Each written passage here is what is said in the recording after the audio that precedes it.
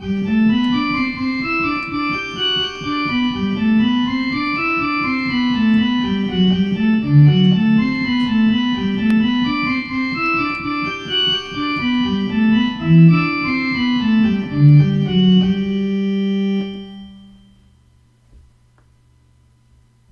anyone recognize this tune? That is Jesu Joy of Man's Desiring by Johann Sebastian Bach. It is one of the most iconic works often heard at Christmas time. But it is not the only one by this great German Baroque composer. Let me show you. Ho, ho, ho! Johann Sebastian Bach, born in Eisenach in 1685 and dying in Leipzig in 1750, composed a large body of sacred works, primarily for the Lutheran Church. He is the acknowledged master of counterpoint, the art or technique of setting, writing, or playing a melody or melodies in conjunction with one another, according to fixed rules, as in a fugue. Like all composers, Bach was influenced by his predecessors. In fact, he was greatly impressed with Antonio Vivaldi,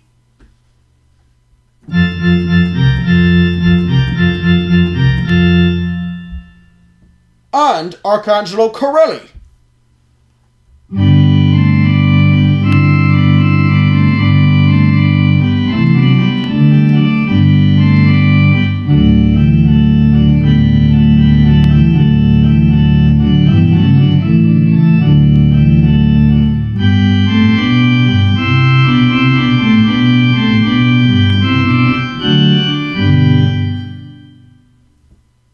But he also borrowed from the French violin bands and proto-orchestras. He incorporated the inventions and technological advances of his time and created something extraordinary that incorporated the North German Lutheran culture that he was born into.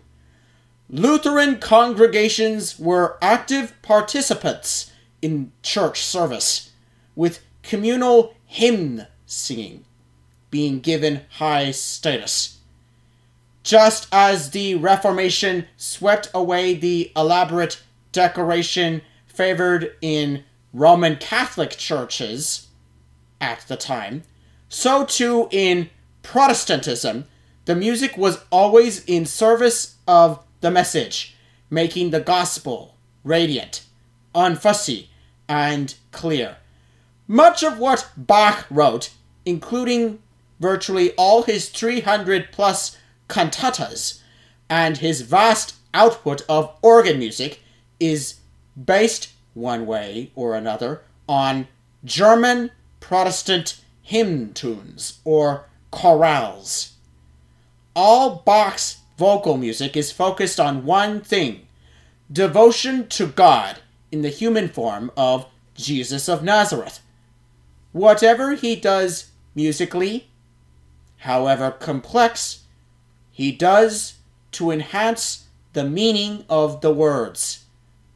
I should note that some of his sacred works are appropriate for multiple holidays, and I will consider them at another time.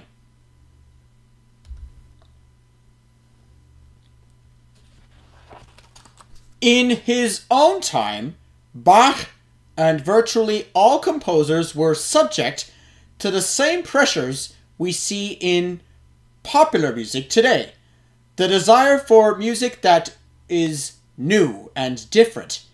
In fact, after his death in 1750, his music was forgotten by the public completely, although his works were used to train musicians,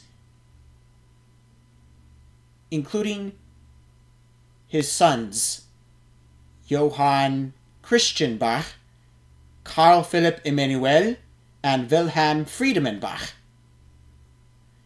It is one of these musicians who revived Bach's music for the public in the 19th century, Felix Mendelssohn, giving him the prominence that remains today.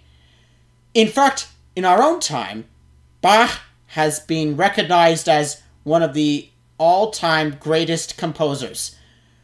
Bach's music features 3 times more than that of any composer on the Voyager Golden Record, a gramophone record containing a broad sample of the images, common sounds, languages, and music of Earth sent into outer space with 2 Voyager probes. While we tend to think of Bach as a composer of sacred works, we usually don't specify him as a Christmas composer. But actually, he contributed a significant body of works directly applicable to the Christmas season. We can categorize these contributions by our seasonal subdivisions. For instance, his contributions to Advent include Wachet auf, ruft uns die Stimme, Sleepers Wake, Meine Seele erhebt den Herren, German translation of the Magnificat, and Nun komm der Heiden, Heiland, Now come, Savior of the Gentiles. Likewise, he made the Italian Pastorale form for Christmas his own as well, as in Sheep May Safely Graze, Pastorale in F major for organ, and the Pastorale Sinfonia from his Christmas Oratorio. The period of Twelvetide, from Christmas Day to the Eve of Epiphany, include canonic variations on Lutheran hymn Vom Himmel hoch, da komm ich her, From Heaven Above to Earth I Come, and Der Tag, der ist so freudenreich. And we can assign 2 pieces to the broader Christmas season itself. The third of his Brandenburg concertos and Jesus bleibet meine Freude, Jesu joy of man's desiring. Wachet auf, ruft uns die Stimme. Awake, calls the voice to us. BWV 140, also known as Sleeper's Wake, is a church cantata by Bach in 1731, regarded as one of his most mature and iconic sacred cantatas. He completed it for the 27th Sunday after Trinity, late November. It is sometimes performed during Advent. The cantata is based on the hymn of the same name from 1599 by Philip Nicolai. Nicolai wrote his hymn in the midst of a plague that killed half of his town. The words of the hymn speak of a bright light coming in the middle of the night, and the first verse tells believers to wake up from their sleep and hold up their lamps. Rather than preparing for some new awful thing, the hymn is saying to be prepared for joy by sharing your light. Bach starts his own melody first, dancing over the bass line. Then he brings in Nicolai's hymn as a slow, insistent counterpoint. The 2 melodies intertwine in a cross-century collaboration between an almost unknown pastor and one of the greatest composers of all time. Bach scholar Alfred Dürer notes that the cantata is an expression of Christian mysticism in art, while Wilhelm George Whitaker calls it a cantata without weakness, without a dull bar, technically, emotionally, and spiritually of the highest order. Wachet auf is the first of Bach's 6 Schubler chorales and is the most characteristic example among them of a style which is here evident for the first time in Bach's music. The prime characteristic of this style is the weaving of an independent contrapuntal melody with the cantus firmus, resulting in a much clearer chorale tune and a distinct ritornello-like accompaniment. The piece begins with a light violin-like melody in the right hand, which goes through a complete period before the entry of the cantus firmus in the left. The cantus firmus, usually played on a reed stop, sounds in stark contrast to the accompaniment, which embodies the watchman's voice as it announces the arrival of the bridegroom to the dancing wise virgins. There are 2 interludes between the verses, and the piece closes with the same ethereal character as the opening. British composer Granville Bantock made an orchestral transcription of the chorale in 1925, and it is a frequently recorded version.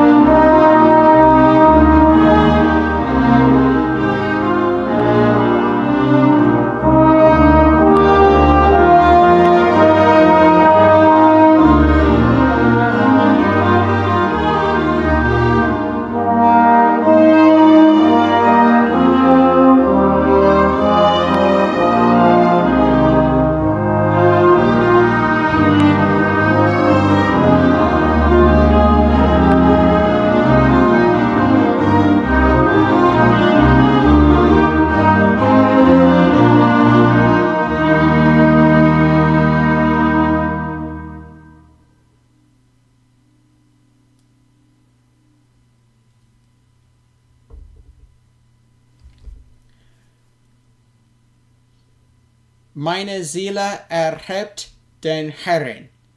My soul doth magnify the Lord is a Lutheran translation of the Magnificat canticle. It is traditionally sung to a German variant of the plain song Tonus Peregrinus. Bach made a chorale prelude on this hymn in 1748. It is part of a set of chorales in the chorale fantasia format. This means that one of the melody lines in the setting is the relatively unadorned chorale tune, which is called cantus firmus. In this case, the chorale is an organ transcription of the fifth movement of BWV 10. This goes on the Christmas playlist for the season of Advent, in that it reflects Mary's feelings when she first feels her baby move.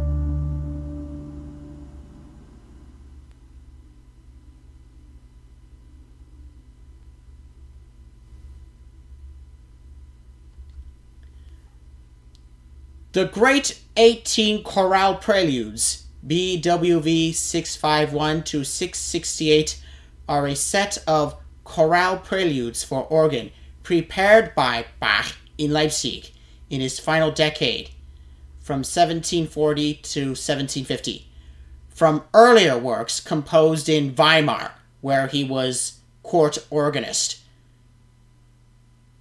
The prelude Nun komm der Heiden Heiland, Now Come Savior of the Gentiles, was written for the first Sunday in Advent, together with the Orgelbuchlein, the Schubler chorales, the third book of the Klavierübung, and the Canonic variations. They represent the summit of Bach's sacred music for solo organ. While the text and melody are originally Martin Luther's, Bach's treatment injects a melancholy that might have been missing from the original, and may reflect Bach's own state of mind at this point in his life.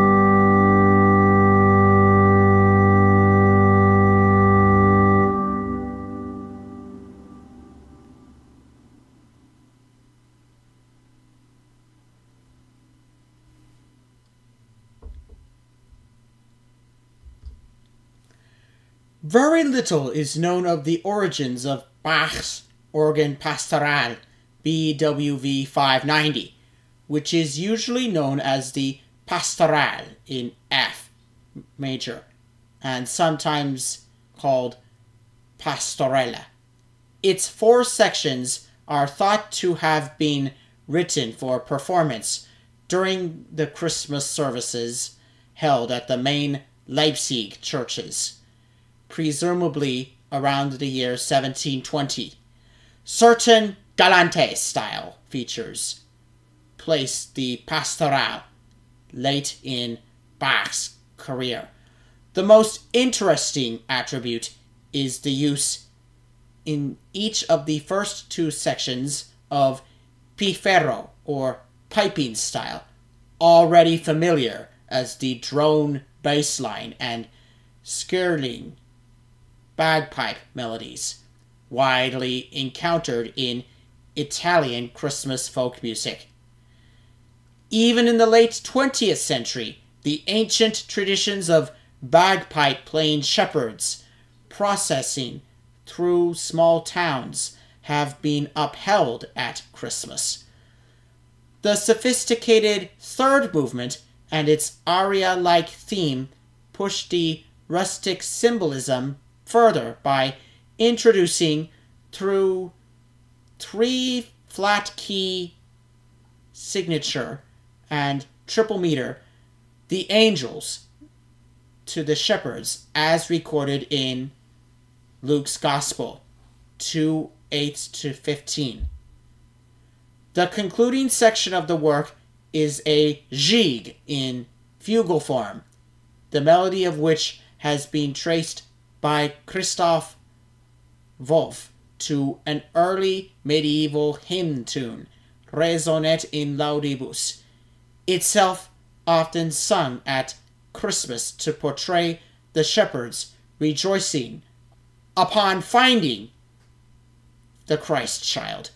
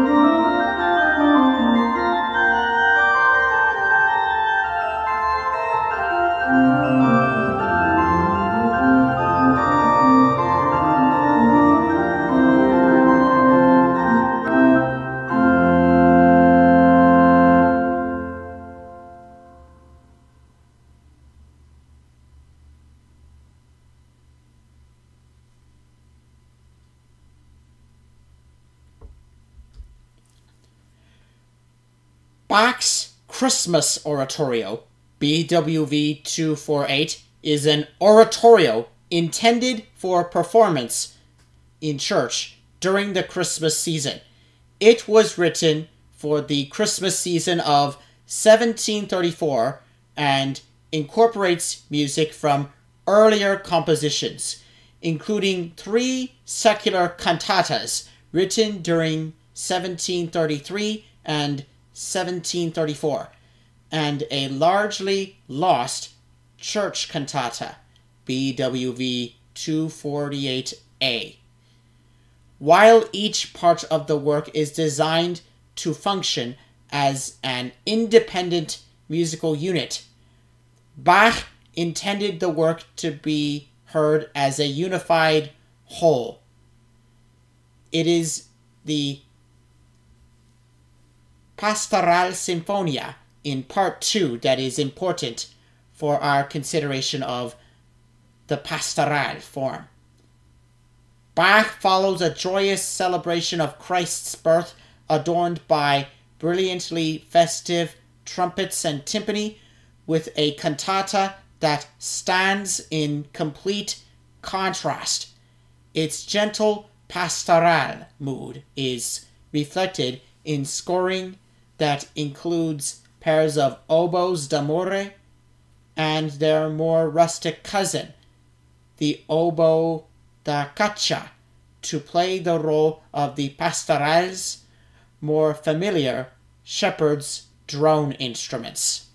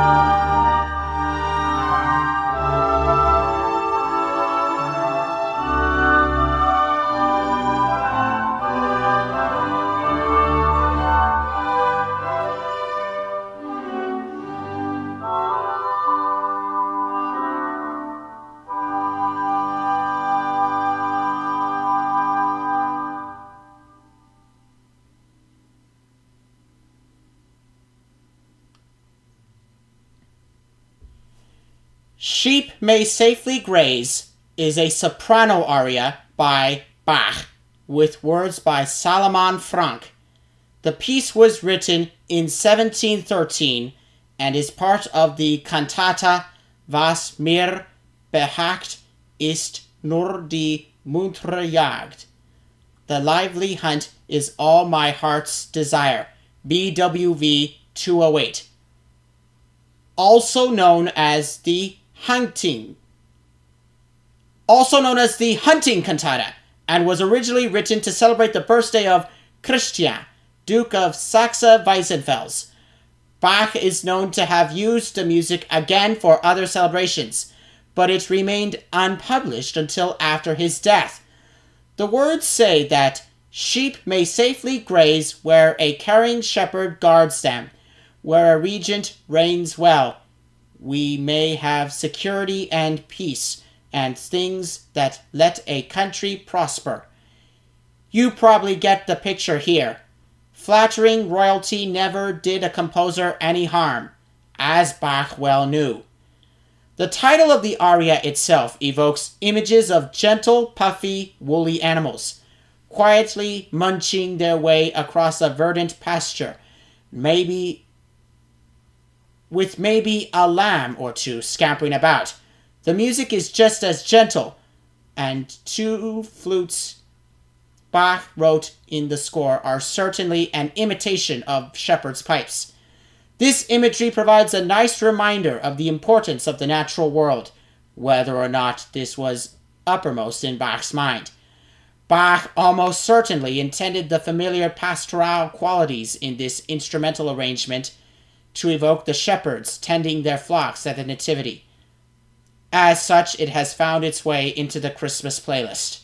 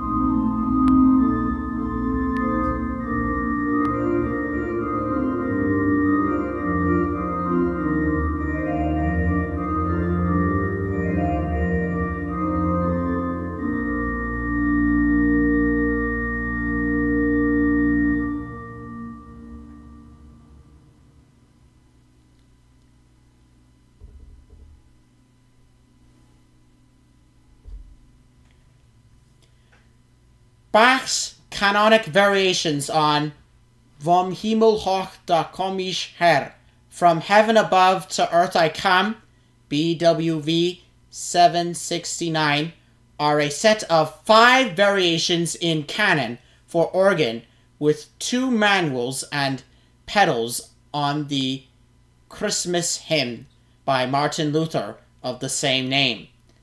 The variations were prepared as a showpiece for Bach's entry as 14th member of Miesler's Music Society in Leipzig in 1747.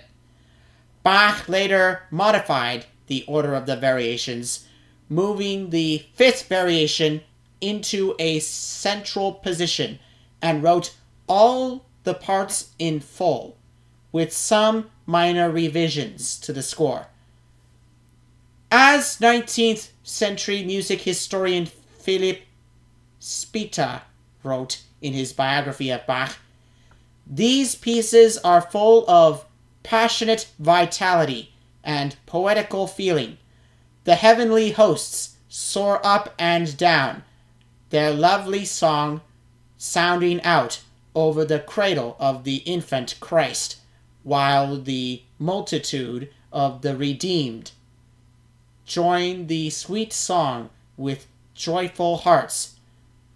But the experiences of a fruitful life of 60 years have interwoven themselves with the emotions which possessed him in earlier years. The work has an element of solemn thankfulness, like the gaze of an old man who watches his grandchildren standing round their Christmas tree and is reminded of his own childhood.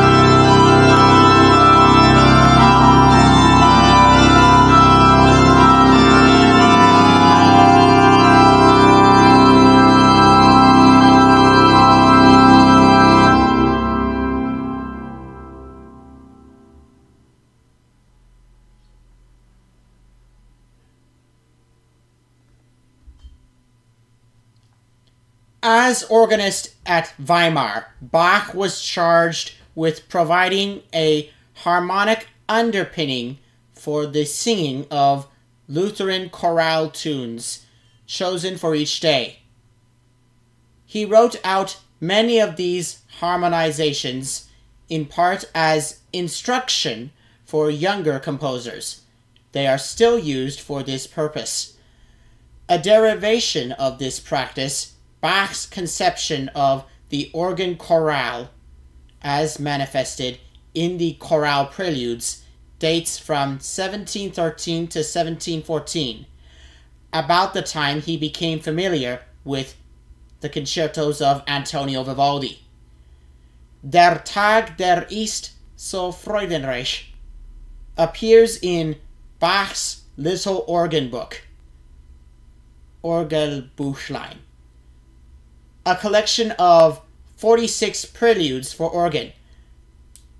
This particular piece is a short, uplifting, Christmas-themed chorale taken from an early Christmas carol, Dies est laetitia in ortu regali, dating probably from the 14th century, and Der Tag der ist so freudenreich is an early 15th century translation of it.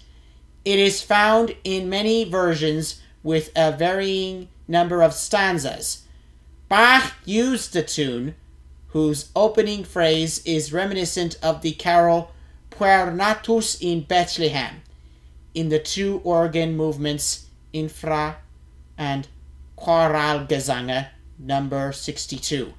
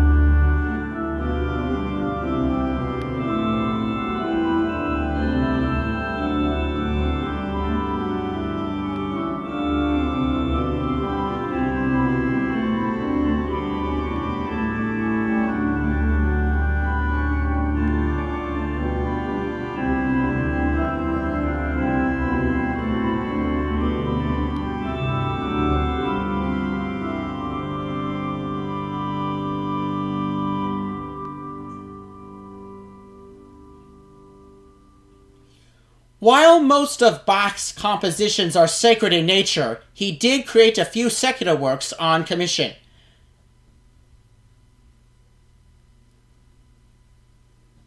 Bach's Brandenburg Concertos are a collection of 6 instrumental works presented to Christian Ludwig, Margrave of Brandenburg, Schwedt, in 1721. They are widely regarded as among the best orchestral works of the Age of Invention. It is interesting to consider that Bach was able to incorporate echoes of Christmas in even ostensibly secular music.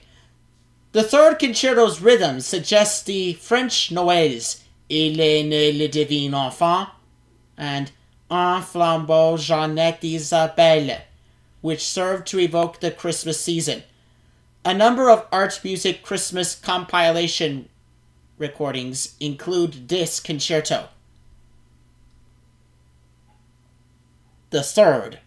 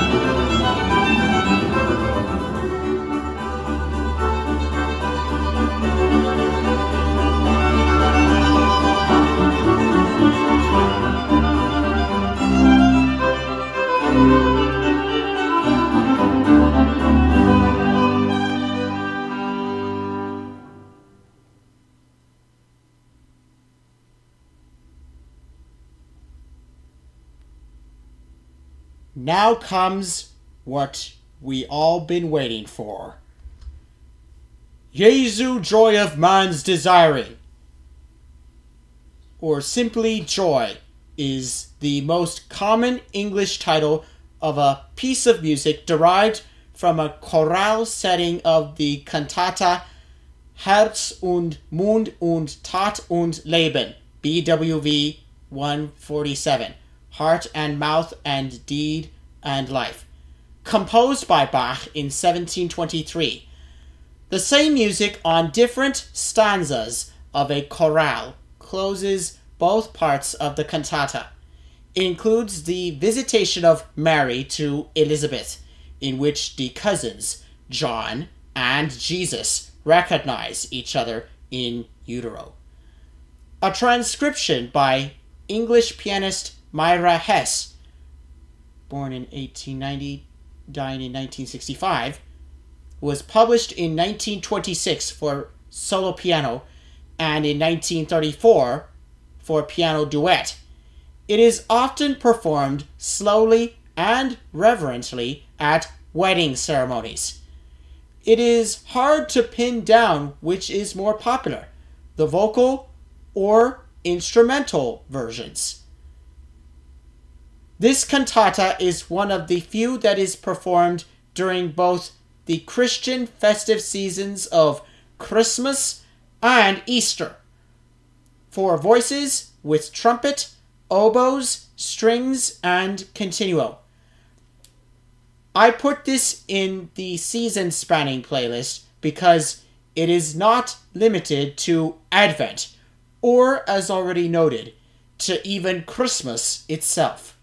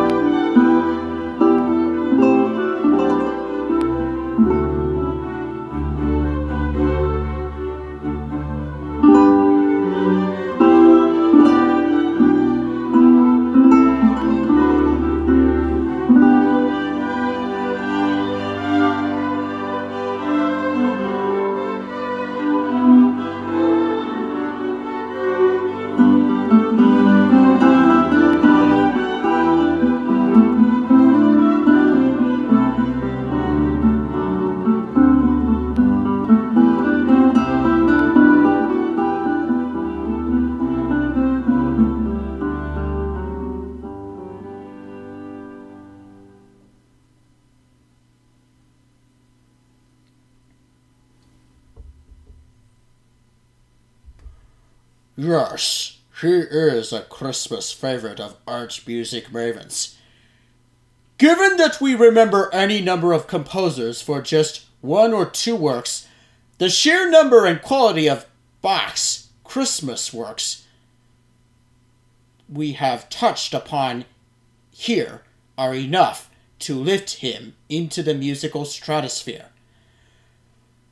But Bach created music for other holidays as well, as we will see in our next presentation.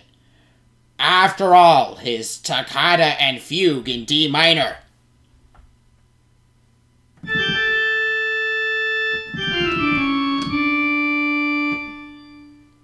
evokes Halloween in any modern listener, despite the fact that Bach's purpose in its creation was completely removed from that deliciously dark holiday. Likewise, Easter music is practically defined by his famous Saint Matthew Passion, and yet we still think of him as the man whose music best describes the age of invention. So, whether it is for Christmas, Halloween, incredible fugues, delightful cantatas, preludes, or chorales, remember Johann Sebastian Bach and thank his successors for bringing his timeless music back to our ears.